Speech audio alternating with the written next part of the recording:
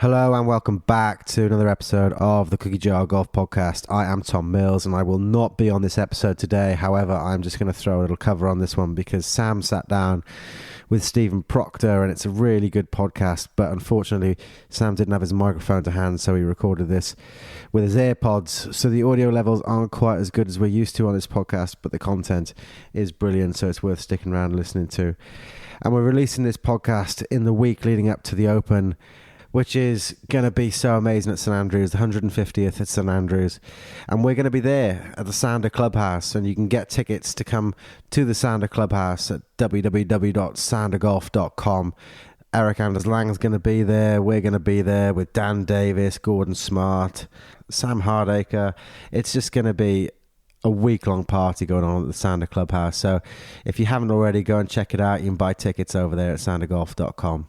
Don't forget, if you like the podcast, guys, go over onto Apple Podcasts and subscribe and like and write a review, because those things really do matter for us. So if you get the opportunity, get on and do that, because it's really helpful for us. But without further ado, here is Sam and Stephen Proctor. Watch this. No way!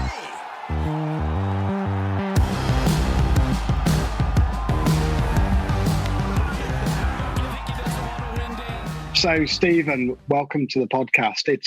Feels like this episode is a long time in the making. We've obviously been talking a little bit for a while, and we're big in golf history and everything. So it's a pleasure to finally welcome you onto the podcast. It's a pleasure to be here. I tell you, I'm a big fan of Cookie Jar. Watch all your videos and enjoy the content that you put up and your various mediums. And I'm just proud to be on the podcast. No, it's a pleasure. It's a pleasure. And obviously you're here principally to talk about your latest book, which I think just in and of itself is a fascinating subject. But unfortunately, we've got a few things I've just got to hear about before we get to that. So your backdrop on Zoom, it looks like you're in a hotel room with a suitcase that you've been living out of for a few weeks. Where are you at the moment? Right now, I'm at Cruden Bay, at the dunes at Cruden Bay, a really fabulously luxe residence, right short wedge from the first tee at Cruden Bay, where I played a few days ago. I've been traveling for the month of June along the Old Tom Morris Trail, a newly created enterprise, and been having just an absolute blast. So a lot to talk about there. Yeah, awesome. So where have you been playing? So I've obviously seen what's happening with the Old Tom Trails, and that's like essentially a new tour that's been sprung up, correct? Yes, Bonnie Wee Golf, who the owner, David Harris, and his partner, Stuart Morrison, are good friends of mine from a tournament that I played in a number of years in Florida, actually. And I've met them, known them for many years. And last year, in advance of Old Tom's 200th birthday, they came up with what I thought was a brilliant idea to create a trail of golf courses that were either designed by Old Tom, enhanced by Old Tom, or where significant events in his life unfolded, as a way of celebrating Tom's contribution to the spread of game in Scotland in particular, but all over the world, honestly. So it's 18 courses. The trail formally begins in Ashkernish in the Outer Hebrides, and then proceeds north to Dornoch, down the Murray Coast, to all the way to Aberdeen, into Aberdeen, where you're at Cruden Bay, where I am now, down to Carnoustie, into Fife and East Lothian, over to Prestwick, and it would end at Machrihanish ordinarily. This has been an odd year for touring because so many tours have rolled over from previous years. It's like 3 years worth of tours happening in a single year. And of course, on top of that, you have the 200th Open. So I have done it in a different way, starting in Machrihanish, and I will finish it tomorrow afternoon at at Carnoustie. So I'll be started in Machrihanish and I'll finish at Carnoustie. And it's just been the greatest golfing experience of my life, bar none. Yeah, I mean, the courses you're talking about there, Stephen, they are incredible. I mean, they're great to sample irrespective of the Old Tom influence. But when you look at the chronology of events and everything, now, obviously, the Morris family has a special place in your heart, correct? Because, the first book you wrote was Monarch of the Green, which is about young Tom, correct? Yes. The Morris family, I've studied a lot of golf history for at least 10 years. I've been reading the history of golf in the preparation for doing the books that I have done. And, I started with the story of young Tommy. And obviously, the more you learn about the golf history, the more you realize how much of it traces back to two families, principally the Morrises of St. Andrews, but also the Parks of Musselburgh.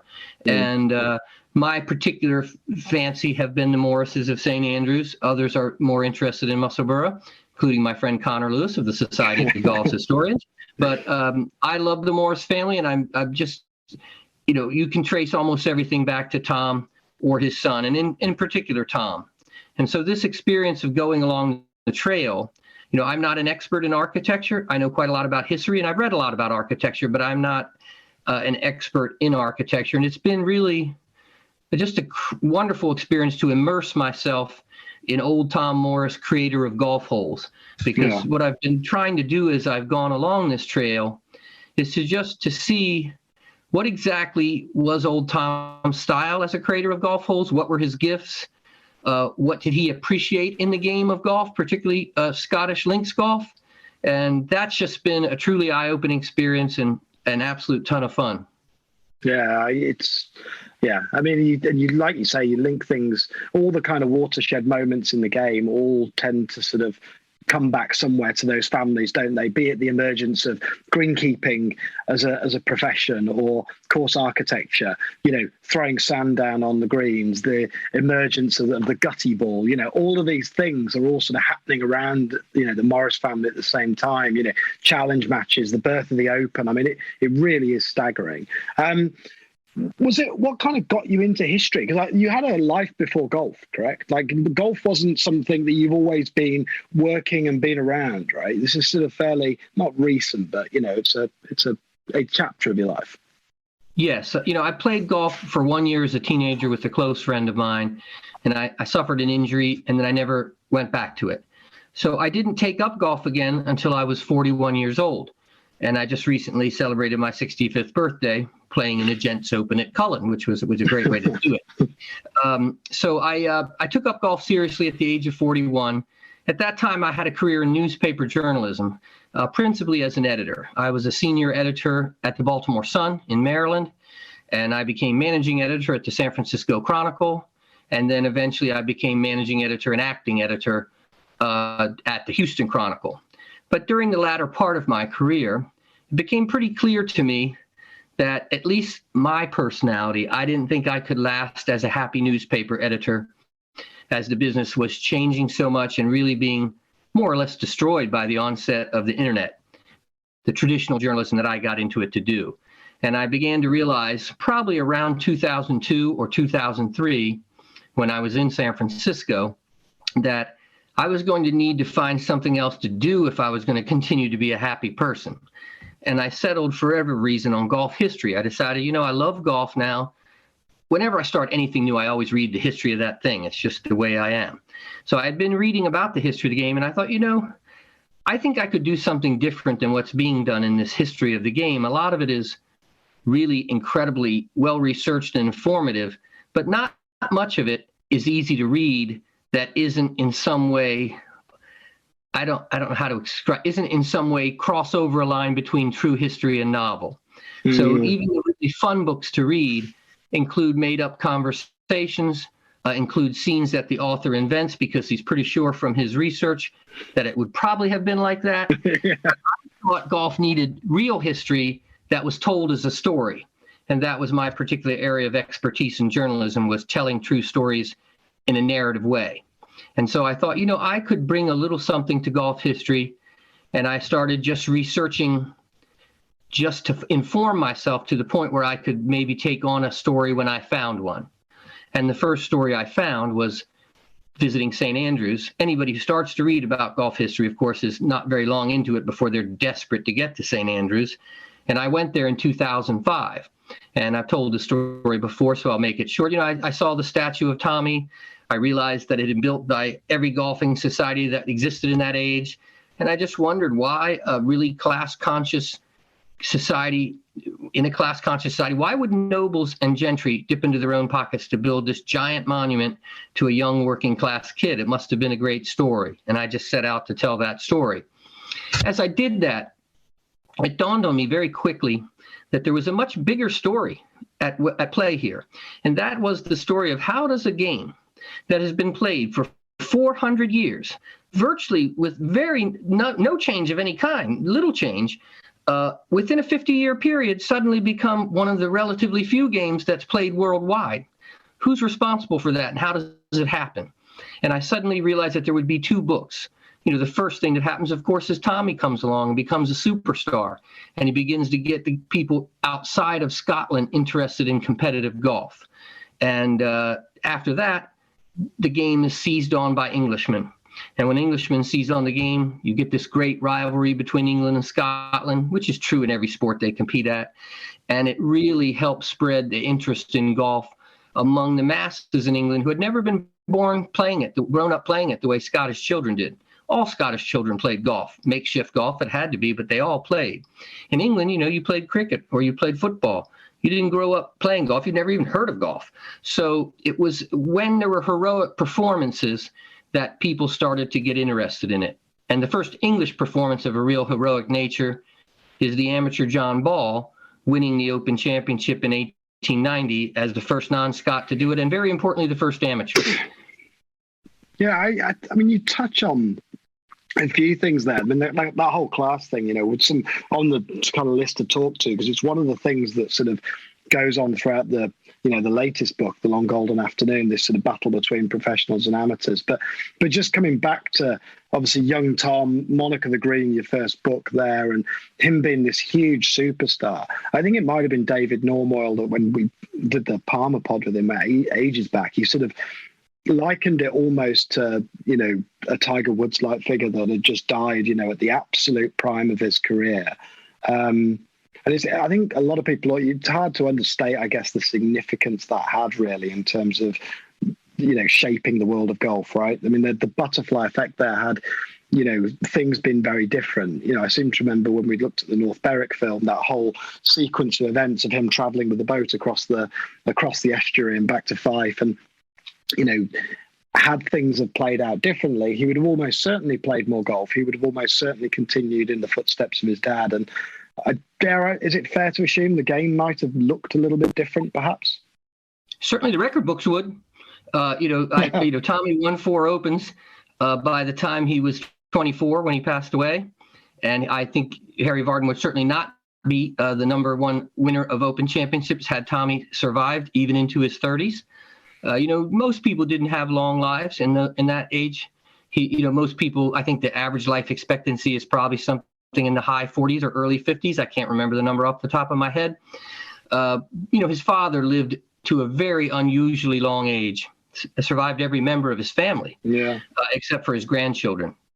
And so, that was unusual. And that was actually pivotal in a lot of ways to the history of golf, because above all, Tom serves as this bridge between the first generation of Allen Robertson type players and the feather ball. From the feather ball era through the gutty ball era, he survives into the rubber core ball era. And he brings all these generations together with the wisdom and the knowledge of the past. And that's a pivotal thing. Tommy dying young, obviously a person who dies young achieves a certain level of fame sometimes because of that. But, really the one story that I think encapsulates exactly what happened with young Tommy and why he was so influential is, in 1870, when he retired the belt and it became his personal property, the first Open Championship trophy was that Moroccan red leather belt with the big silver buckle. And that became his property when he won it 3 times in a row at the age of 19. He'd won it when he was 17, won it when he was 18, won it when he was 19. And there was a gap of a year when there was no Open Championship because Prestwick had a lot of internal turmoil about what to do with the future of the championship. The head of the club wanted to keep it right at Prestwick and just get another belt. But members, in particular a man named Gilbert Mitchell Innes, were forward thinking, and they realized if this is going to become the thing we know it can be, then we need to bring in St. Andrews and Musselburgh, the other 2 leading clubs of the age, and purchase a joint trophy that we all give out, and that the championship rotates among these locations, which is the very beginning of the rota that we have now. So a year passed before that happened. Hoylake, which had just been founded in 1869, and honestly is the club that invented most things that are worth having in golf today, decided to step into the breach, and they staged a thing called the Grand Tournament for Professionals in 1872. It had the largest purse that had ever been offered, twice the purse of the Open. It also had the rare thing of paying the travel expenses of any professional who competed, which that was very, very big in multiple ways, both in the sense of it brought a crowd to play, but it also was a significant change in the way professionals had been viewed and treated. They were mostly, even at the first Prestwick Open, they all had to wear the same jacket so they could be identified and kept from cheating or whatever they might do, because they were considered sort of, as Hutchinson used to refer to them, feckless, reckless creatures. But that was a really big moment. But so Tommy and Davy Strath, the two superstar players, are battling it out there. Davy wins the first 18, and Tommy, runs him down on the second 18 to win the tournament in the final stages. But the really important part of it is there's a 10-year-old boy who's following around, idolizing young Tommy, as almost all young aspiring golfers did in those days, and that was a kid named John Ball. And so you see how it all connects together. There's Tommy playing in Hoylake, John Ball idolizing him, and then a bunch of years later, John Ball is the one who breaks through for Englishman. And I mentioned that I thought it was important that it was an amateur who won, because when the golf spread from one country to another, to England and later to America, the first people to adopt the game were wealthy amateurs, because those are the people who knew Scottish businessmen or Scottish soldiers who introduced them to the game. And it would be a while before the game crept down into the masses, and that usually was the result of some performance of an epochal nature, like John Ball. John Ball was a son of a wealthy hotel owner, but people thought of him as a more working class guy because his grandfather had been a farmer and he took over the farm afterwards. And so he had this, more wholesome view among the fishermen of Hoylake and the working class people than maybe a Harold Hilton might have, who worked in insurance. So I think those kinds of performances are the ones that attract the attention of the masses of players. Similarly, when Francis Ouimet in 1913, 19-year-old caddy, working class kid living across the street from the country club at Brookline, goes and beats Harry Vardon and Ted Ray in the U.S. Open. That's one of the things that helps the game of golf spread beyond the wealthy people in the United States. And so I think the game moves forward with great performances. Tommy's winning of the belt being the first one, Tiger's performances being the modern example. So I do think the comparison to Tiger is quite valid. Yeah, and I mean, the long golden afternoon, it's really essentially a story of that kind of boom period, isn't it, in golf, that kind of key era that sort of spans, I guess it really sort of kicks off talking about the evolution of the clubs, but, fundamentally that ball win in 1890 it's an absolute watershed moment, isn't it, really? And it, then a lot of golfers probably know about Tom Morris, and they know some of that stories about the, Prestwick and the evolution of the claret jug. I don't think actually that many know about John Ball and just quite how significant he was. In terms of the clubs themselves, there were really two, aren't there, that kind of kickstart it in England in any great form. Royal North Devon and Hoylake. Just talk to me about how those two clubs came into being and maybe some of the influence that they've had on that game in the game in England, because I think we take for granted how much great golf history there is and how far back a lot of the clubs over here date back to. But actually, like you say, Hoylake, it's remarkable how much stuff is actually attributed directly back to Royal Liverpool, really. Yes, well, in 1864, old Tom Morris was brought down to Royal North Devon by a friend of his from Prestwick, a man named William Driscoll Goskett, whose cousin Isaac was the vicar of North Devon. Isaac had learned the game from General Moncrief at St. Andrews, and William Driscoll Goskett had learned the game from Tom at Prestwick. He had been assigned there in the army to make ordnance maps of Scotland. And he became friends with old Tom because Prestwick is a really small town, and he learned to play golf. And so he and Isaac started knocking rolls around on the northern boroughs there, and eventually they had old Tom come for a visit in 1860, the year that the Open Championship was formed. And he just helped them create a real rudimentary little course that they could have some of their friends play. But by 1864, enough of their friends were playing that they wanted to form a golf club, and they brought Tom back. And Tom then laid out a formal Seaside Links, which is the basis of what is now Royal North Devon Golf Club. It's been altered quite a bit since, but nevertheless, it was the first major Seaside Links outside of Scotland. Two people who grow up playing there become absolutely pivotal figures in the history of the game. One is Horace Hutchinson, who became the first truly great writer about golf and created the first really encyclopedic book about golf, badminton's sports, the Badminton Library's golf book published in 1890, same year as John Ball, and John Henry Taylor. John Henry Taylor was the first great English professional. It was his win at Royal St. George's in 1894 that truly set off the growth of the English professional. Up until that time, when you formed your new golf club in England, you sent north to Scotland for a professional because that gave you authenticity as real golf.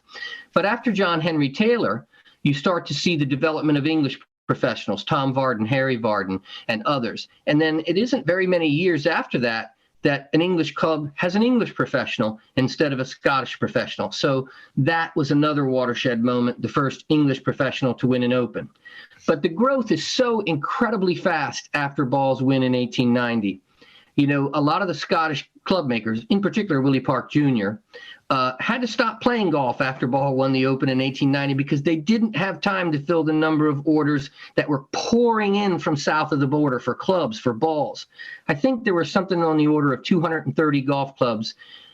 Growth in golf was pretty decent up from 1864 to 1890, and I think 230 clubs had been formed in England by that time.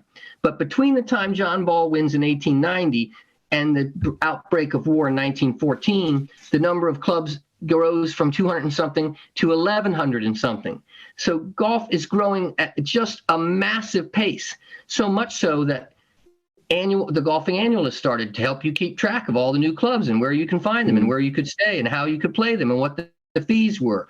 Magazines begin. The Golf, Ye Royal and Ancient Game is introduced in 1890 also. So that was just a watershed moment, and it started golf growing in England. Like, I would say in the book, I think I say something to the effect of, Tommy's win started a smoldering fire and Ball's win turned it into a conflagration. And that's exactly what happened.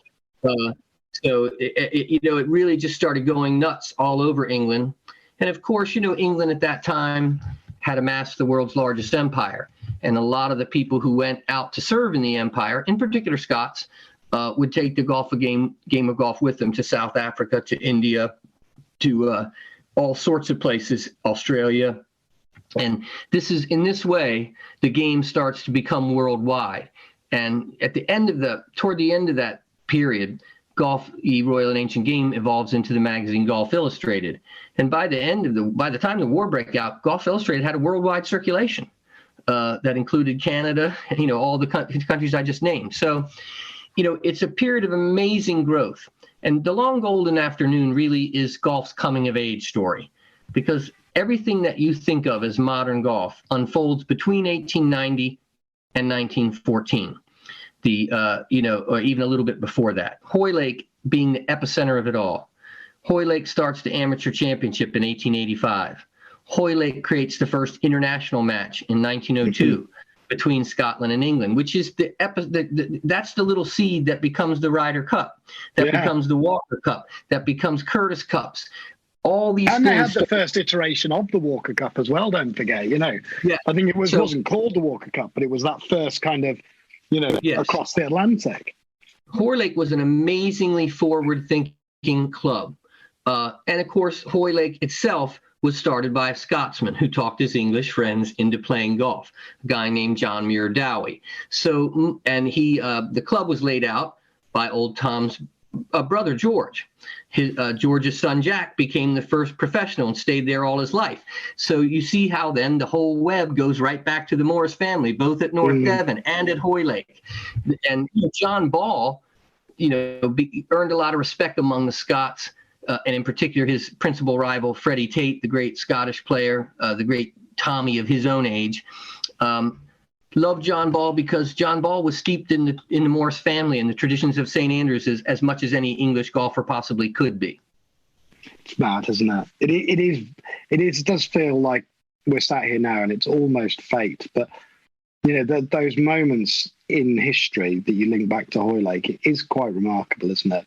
The fact that, John Ball emerges, Hilton, another hugely important figure in the game. Hoylake again, huge links with the club there. The Bobby Jones, the impregnable quadrilateral of 1930. Even right down to the later stuff with Tiger and Rory, it almost feels fateful, doesn't it? When you look at it, maybe it's just serendipity, but it does feel like it's one of those things. And I don't know, Darwin always wrote, there's a lovely little thing that he wrote about Hoylake, which was, blown upon by mighty winds, breeder of mighty champions, I think, was the description. Yes, I love that. Yeah, that's the name of one of the club histories, Mighty Winds and Mighty Champions. There's three of them, but that's one of them. And, Hoylake, I think of as the most important club to the history of golf, except perhaps St. Andrews and the Honorable Company of Edinburgh Golfers. That's how important Hoylake is, I really do feel.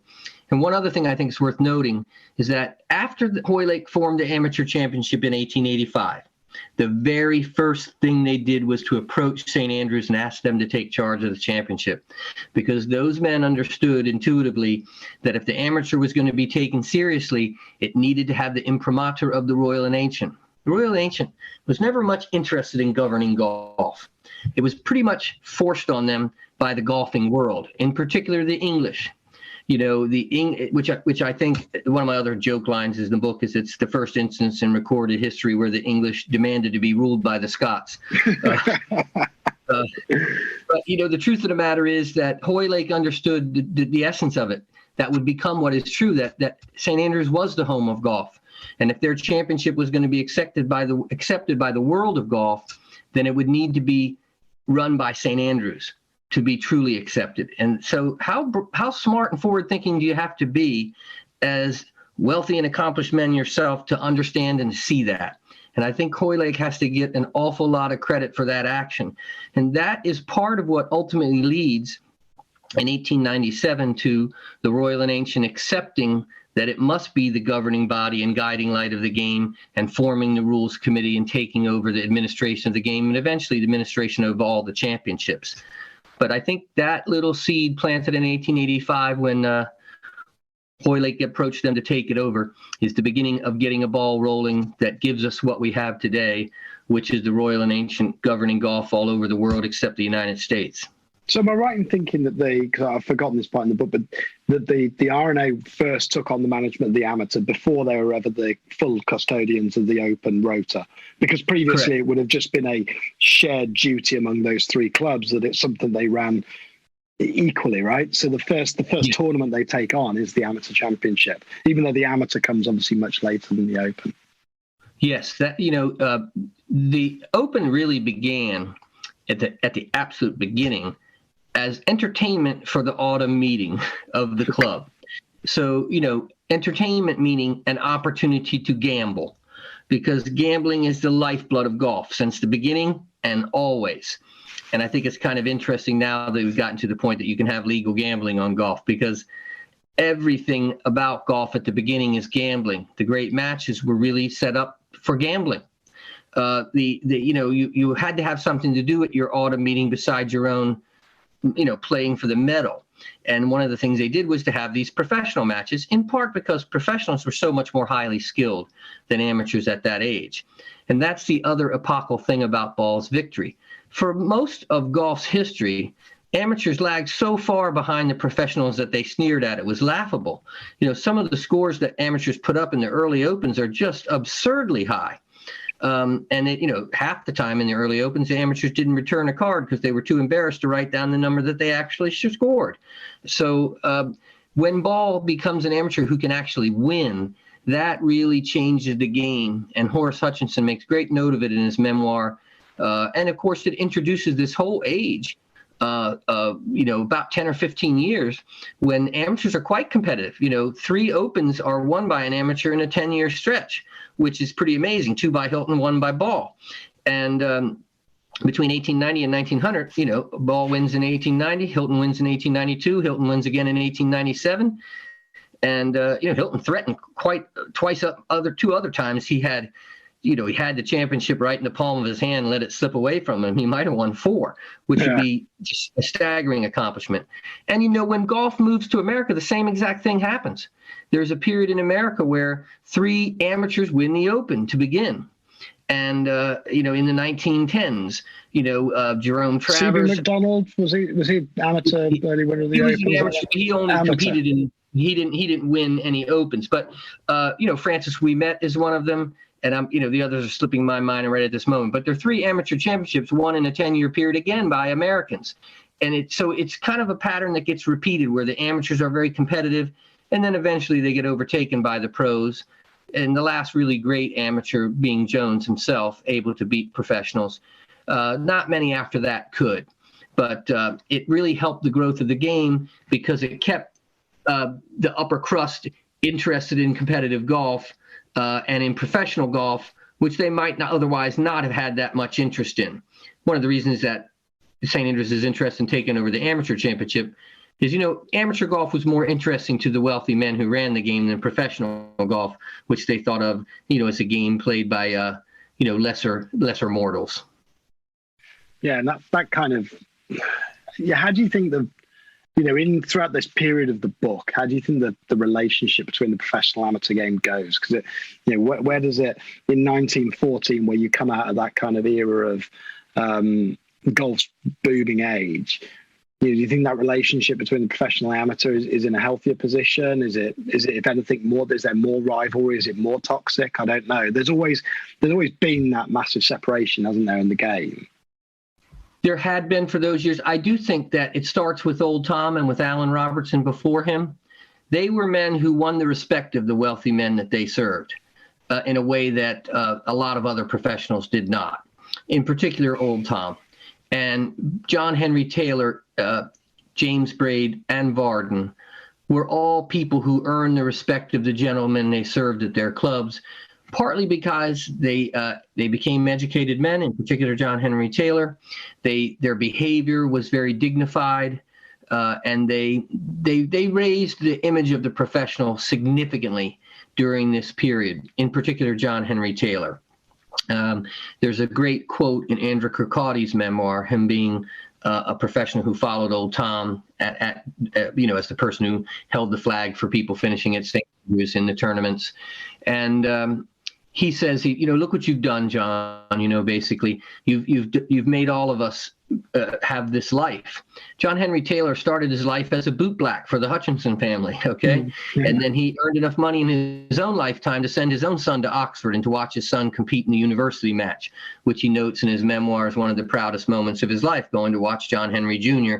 compete in the amateur match between Oxford and Cambridge. So those guys raised the image of the professional, both by the amount of money they earned, by the respect that they earned from the people they worked for, and by their behavior. They were as much a gentleman as the people they served, and that became apparent to people over time. Another one of my favorite little stories is James Braid. James Braid was the professional at Walton Heath for most of his life. His pupils were all, princes and big politicians. And he at once gets to go to a dinner, and his children contact him excitedly the next day and ask him, "Did you sit next to the prince?" To which Braid, with his pawky sense of humor, replies, "No, the prince sat next to me." And, they just became men of means and men of stature. And that really helped to elevate the level of the professional player and to get us to a point where, we can get past that history of the class division in the age that follows the war. And in particular, when Walter Hagen comes along and demands a little more respect for the professional player. Incredible. And you look at the characters there, you talked about obviously the Great Triumvirate. In research for this, because I'm guessing the research for this book is off the charts, right? I can imagine that the hours that's gone into just understanding it, to be able to put it together is just mind-boggling. Were there any figures that you kind of came across that you just wanted to dig deeper on, but maybe didn't have the resources or didn't have the time to, or any that you just found were just incredibly amazing that you maybe hadn't thought about? We know about the Great Triumvirate, we know about maybe Harold Hilton, these types of people. Were there any way it was like, crikey, that was a bit of an obscure character to me when I started, but actually they had this most amazing life that I just knew nothing about? Well, I would say that probably the figure who I gained the most respect for while researching was John Ball Jr. I've spent the last 5 or 6 or 7 years asking random golfers, have you ever heard of John Ball Jr.? And not one of them has ever heard of him. John Ball Jr., when you look at it, you have to look at it in the context of the age in which these events occur. You can't apply modern thinking to it, which everyone on Twitter seems to do, driving me absolute distraction. But John Was he Ball better than Jr. Tiger, though, Stephen? Was he better than Tiger? I'll say this: if there was a match, I'm going to take John Ball against almost anybody, because he was It's the the sort greatest. of banal debate, though, isn't it? That's the thing. It just everything loses relevance outside of that time. Yeah, people accuse me of, well, you're citing players from the 1800s. That doesn't even count. I'm like, what do you mean that doesn't count? That's part of the history. Anyway, John Ball won 9 major championships. He won the Open, but he won the Amateur 8 times, including when he was 50. And the Amateur, Bobby Jones would tell you, the hardest championship to win is the Amateur. You have to win 7 18-hole matches. And we all know that any guy can get on a heater in an 18-hole match and win. Ask Johnny Goodman. He knocked off Bobby Jones in the first round of the 1929 Amateur, basically destroying the first event that had ever been taken west to Pebble Beach. And so, to be able to do that 8 different times over a period of 2 decades or more, including when you're a 50-year-old man, is something that boggles the mind, boggles the mind. So I gained the most respect, I would say, for John Ball. Another person who I didn't know as much about, but I came to have just a great affection for, is Freddie Tate. Really? Freddie Tate is a Scottish golfer who won 2 amateur championships. But the thing that I loved about Freddie was just, it's hard to appreciate, I think, the degree to which Freddie was a national hero in Scotland in his own time. He was, he was a Scottish golfer through and through. He was not prepared to listen to any arguments that some course was better than the old course. That, he did not think that stroke play was even a game. He would famously say, stroke play is no more a game than rifle shooting. A game is playing against somebody else, and so he was really beloved, and he was just a fascinating character and an interesting player, and also struck down in his prime, unfortunately, during the Boer War. But my favorite little Freddie moment is he just absolutely crushes Harold Hilton on Harold Hilton's home course at Hoylake. And then he spends the rest of the evening marching up and down Market Street playing Cock of the North on his bagpipes. So, that's my kind of guy there, and you can understand why Scotsmen love Freddie so much. He was just a great character, and, a tall, handsome soldier. So, he was somebody I didn't know as much about when I started, but I came to absolutely love. I would say John Henry Taylor, too. I had known who John Henry Taylor was. I knew he won 5 Opens, but I had no idea. I think I refer to him in the book as golf's indispensable man, because it's John Henry Taylor who's responsible for most of the important changes that take place for professional players. Mm-hmm. It's John Henry Taylor who led the formation of the British PGA organization. He and his best buddy, James Braid, principally, but with Varden also. But it was Taylor who was the leader. Everybody looked at Taylor. What happened was, when you were a professional golfer, you made your money in 3 ways. You gave lessons, you repaired clubs and sold items in your pro shop, and then you played in tournaments.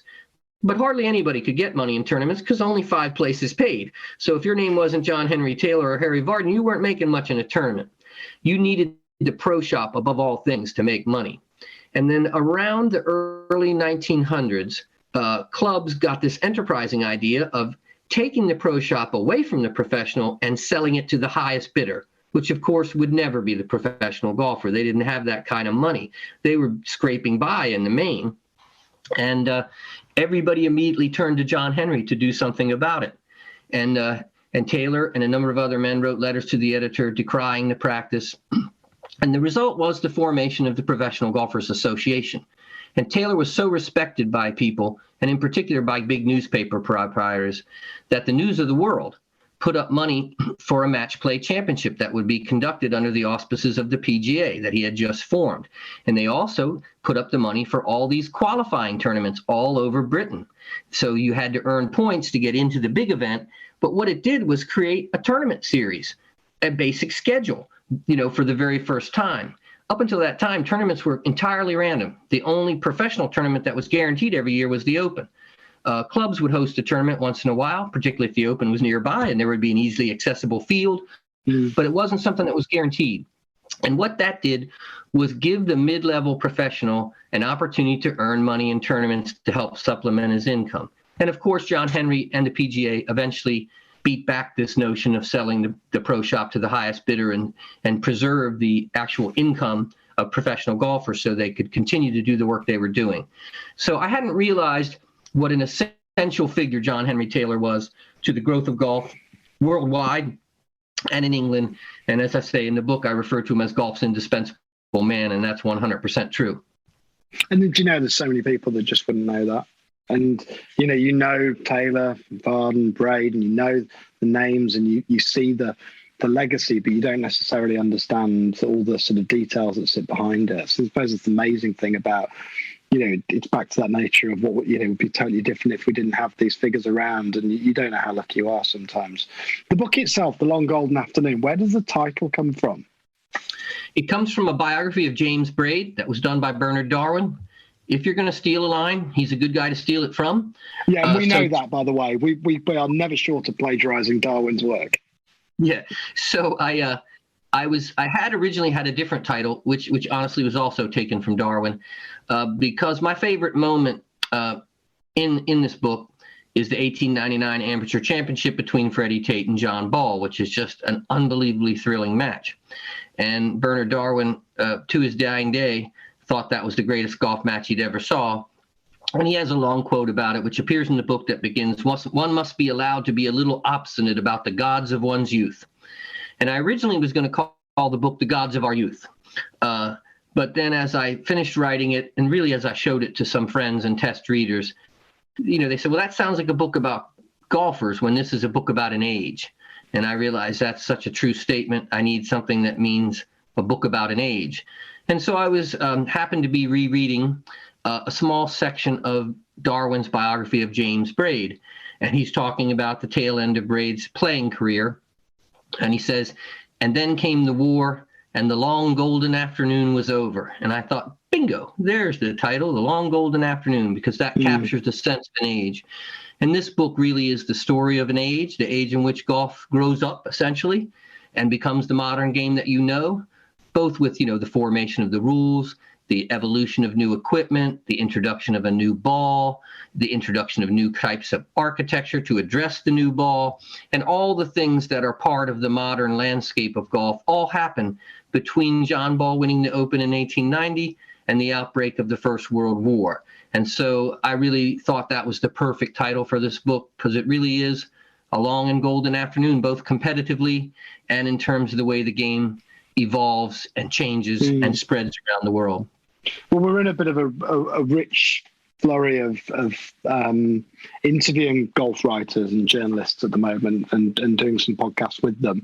And naturally, Darwin's a name that comes up because it's hard to talk about golf and writing in the same sentence, I think, without mentioning Bernard Darwin. But he just said it so well, didn't he? Do you kind of feel that maybe you draw a little bit of inspiration perhaps from was it Darwin or Herb Wind or any of these kind of guys? Was Darwin kind of quite a key figure for you in terms of researching around this era and trying to sort of put some color on things? Because I sense that's what he's best at. He just puts so much color into it whilst being really sparse with his words. Well, Darwin, of course, is my absolute hero and my inspiration, and yes, the answer to the question is yes. I mean, obviously, I'm a big fan of Horace Hutchinson. He's a very erudite man and a lovely writer. And Darwin himself grew up reading Hutchinson and loved Hutchinson and became quite good friends with Hutchinson over the years. There are a lot of other writers I love. Herbert Warren-Wind. He inspired my first trip to Scotland, my North to the Links of Dornoch tour of Scotland that I started with in 2005. That took me to see Tommy's statue and started this whole journey in a way. Pat Ward-Thomas is just a magical writer also. But Darwin is the one I love best. And I really, when I started doing the research on golf history, I bought the Classics of Golf Library, which had been put together by Herbert Warren-Wind as the 69 books that he thought were the seminal works of golf. And they span different disciplines: architecture, instruction, literature, general history, so forth and so on. So I bought and read those 69 books to start. That was where I began. Just a start, just a small start. And then I looked in the biographies of those, the bibliographies, and then found other pathways to go down. And now, by the time I started writing The Long Golden Afternoon, I'd read 275 books on the history of the game, or on the game in some different aspect. That's outrageous. That's absolutely how long on average have we taught? And that's an incredible amount of, I mean, just the content you're consuming there, that's incredible. Sorry to interrupt, but that's remarkable. Yeah, it's a lot, but, I love doing it. And it's, I'm a big reader, and I've always been a binge reader. And so I've been binge reading on golf for probably 12 or 13 years now. But the book that turned the tide and it set me writing this stuff is a book called Playing the Like. And that's by Bernard Darwin. It's a collection of his work. And the opening segment of it is a series of essays called Heroes of Old. And they are essays about Varden Taylor, Braid, Sandy Hurd, John Ball, Freddie Tate, Harold Hilton. And there is an essay about Hilton that had a line in it that I think of as my guiding principle in doing this all the work I've done, including Tommy, which is he's talking about Hilton, and he wants to explain to you all the things that Hilton has won. And he says, I don't want this to be a statistical article, but I may as well set down his record as the years go ruthlessly on and make dim the brightest of records. And that has sort of been my guiding light, because that's what's happened over time, is these great, great players and the unbelievable accomplishments have just been completely forgotten by history and are not known by any modern golfer. And what I'm trying to do is just to tell the story in an engaging enough, simple enough way, academically researched but not academically told, that any golfer who plays on a Saturday afternoon could pick up these books, the Tommy book and the Long Golden Afternoon, and understand that there has been an awful lot of brilliant golf played by amazing men for all the years that there's been competitive golf, and to become appreciative of the history of it. So yes, Darwin is where it all begins for me. I've always been a person who loved to read out loud. I read out loud to my children their whole lives. I was an annoying person in the newsroom because I always read my stories out loud to myself before I turned them in, because if you can't read it out loud without stumbling, well, then it's not written properly, and you need to go back and polish it up a little bit more. So Darwin's work is just gorgeous read aloud. Just pick any passage anywhere and start reading out loud to yourself, and it's fabulous. And that's what I tried to do with the books that I write, is make them sound beautiful if you read them out loud. And when the editors try to change things, I always tell them, well, I'll change anything, but it has to sound beautiful in the end if you read it out loud. I'll find words, but if you don't think it's said the right way, I'll try to say it a different way. But my only criteria is that it needs to sound beautiful if you read it out loud. I suppose, that's the secret sauce, isn't it, Stephen? But how do you? Because I've read a lot of golf history books, and some of them are brilliant, and some of them are frankly quite starchy, and they're quite hard to get through. I'm a big fan of golf history, but it's not always easy to chew through large volumes of information when it's not presented in an engaging way. Long Golden Afternoon isn't like that. It's an entertaining read without feeling like it's a work of fiction. So, how do you do that? Or is that just the secret sauce of being a good writer?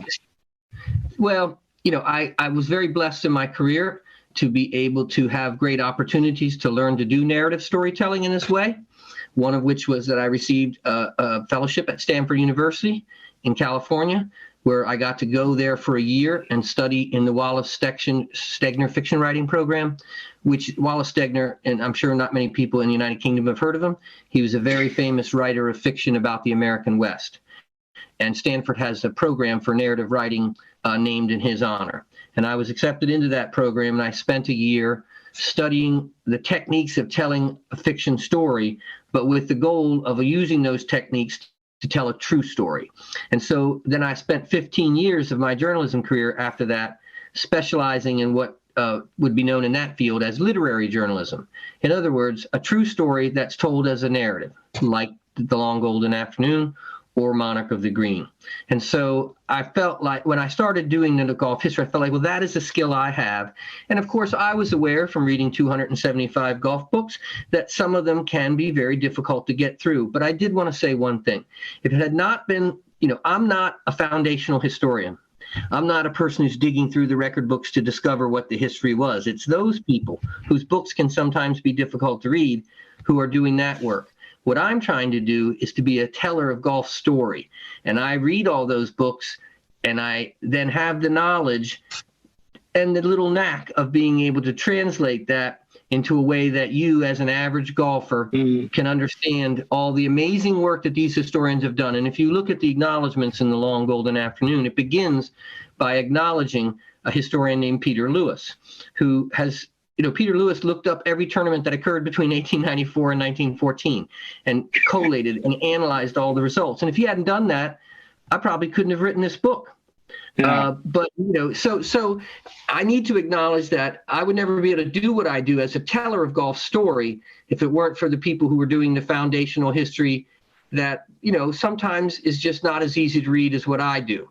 But I could never do this without them, and I need to acknowledge the difference between what they do and what I do, and to have great admiration for the people who are spending their entire life in a library looking at microfilm. Finding every single tournament over a 24-year period. You have to have some admiration for that and some respect for that. So, and I do have deep respect for those people. Fascinating. Yeah, you don't look at it in that simple way, the way you've just put it there with sort of foundational history and kind of the telling of the story on top. It's immediately clear then. I talk just on some of the other history stuff while we've got you. The whole notion of the growth of the game in America, which feels like maybe the fuse is lit a little later for whatever reason, geography, people, proximity to Scotland. Kind of you come through 1914 and into this sort of era of the American invasion almost of the British Isles, don't you, with golf, and they start to catch up with the game. Just talk to me about maybe some of those early events that happen with, the growth of the game in the US versus, Great Britain, perhaps. I would say the biggest moment in the evolutionary history of American golf takes place in 1900. In 1898 and 1899, Harry Vardon really just went on an absolute tear golfing wise. He played in 17 golf tournaments. He won 14 and finished second in the other 3. And so he achieved a level of excellence that hadn't been seen since young Tommy, a level of dominance over the people of his age. And again, going back to Peter Lewis, if you look at his statistics, you realize that even though Braid and Taylor were truly great championship golfers, Vardon was head and shoulders above them in terms of percentage of wins and particularly at stroke play. So, Vardon then becomes so incredibly famous that American manufacturers want to sell a line of goods built around his name, in particular the ball, the Vardon Flyer. Kind of ill-timed because it's almost exactly 1 year later that the Haskell ball comes out, but that's neither here nor there. And Harry takes a tour of the United States in 1900. Golf had some incidental appearances in America, even as early as the 1750s, when Scottish merchants went to places like Charleston, South Carolina, and formed a golf course, but it disappeared when they went.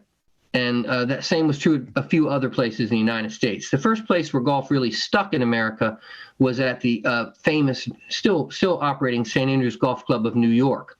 And in 1888, they formed their club, and that's been continuous since then. And that was the first club in America to stick and stay over the long haul, although various other iterations are a little bit earlier here and there.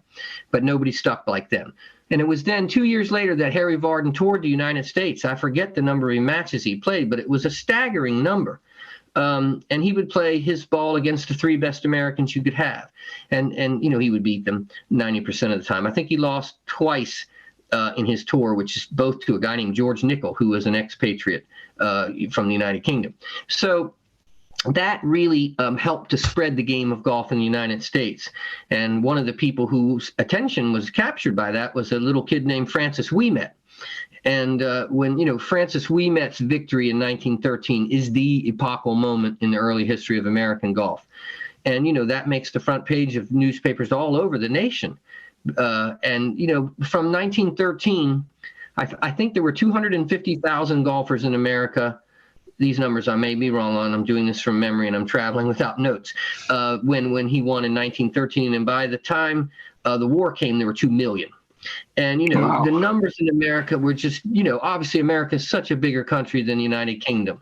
And with that many players, eventually there are going to be golfers that will conquer the United Kingdom, just in the exact same way that the United Kingdom was so much bigger, that Britain was so much bigger than Scotland, that Scotland never could quite hold off the rising tide of the English during the long golden afternoon. Eventually, the English win more championships and the English conquer the game in that way.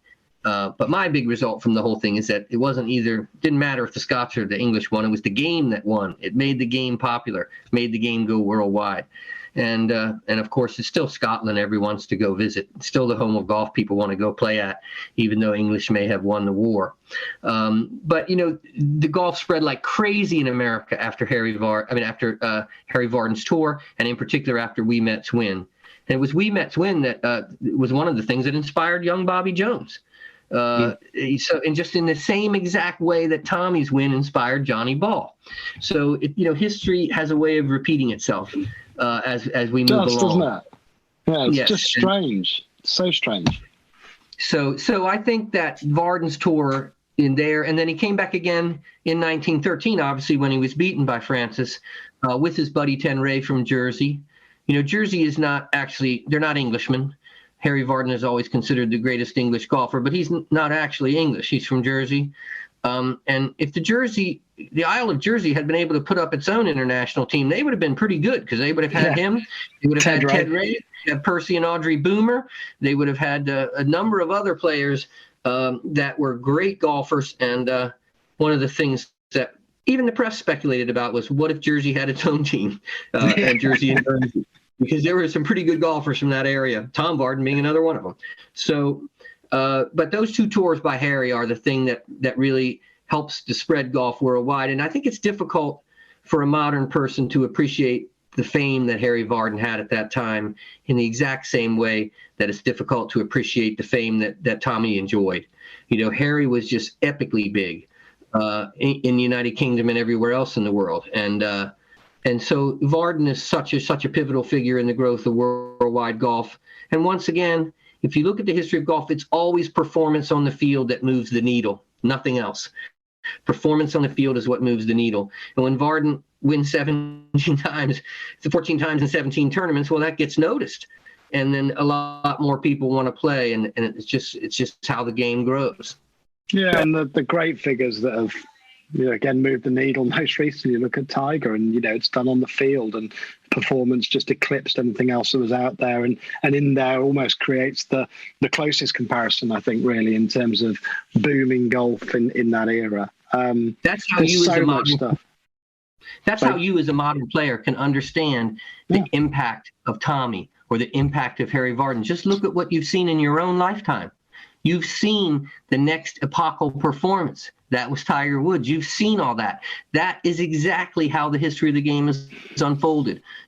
From Tommy to Varden to Hogan to Jones to Woods to Nicklaus. Every time it's this new great person who comes along, who lifts the game up on his shoulders and carries it to another level, and with it, the growth of the game. That's how it's all happened. And, the thing is, there's no mystery as to how it unfolded. You've seen it yourself. And just understand what these books tell you in that same precise context, and you'll have a much better grasp of how the game has changed over time and why. There's so much stuff, and we could do this for hours, but we won't, because I know I can't hold you. And you've got loads more exciting stuff lined up as well up in Scotland. Also interesting what you were saying there about the Varden trip. Not what I'd expected you to say there, actually. I fully thought, this would be some stuff to do with C.B. Macdonald or something like that. And it's like, no, actually the Varden thing, and it makes total sense. Before we do let you go, there was one question which I did say I was quite keen to ask you. And I just wanted to give you a few hours to think about the response, because I'm just really curious to know where you'd put yourself. But if I gave you one particular moment in time that you could travel back to, as specific as possible, you've got a return trip in a time machine, you can go back to some point in the history of the game, where would it be?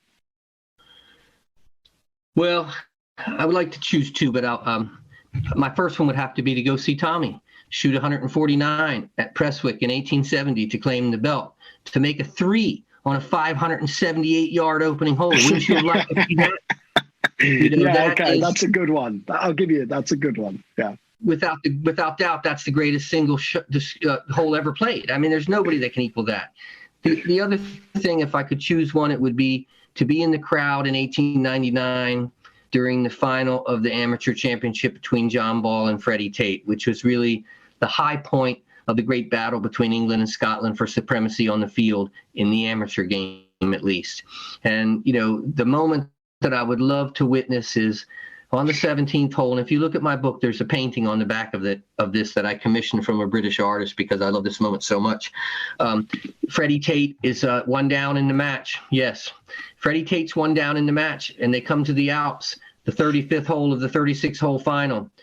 Freddie has carried the Alps and the Sahara bunker multiple times during the course of the tournament, and he's faced with that shot one more time.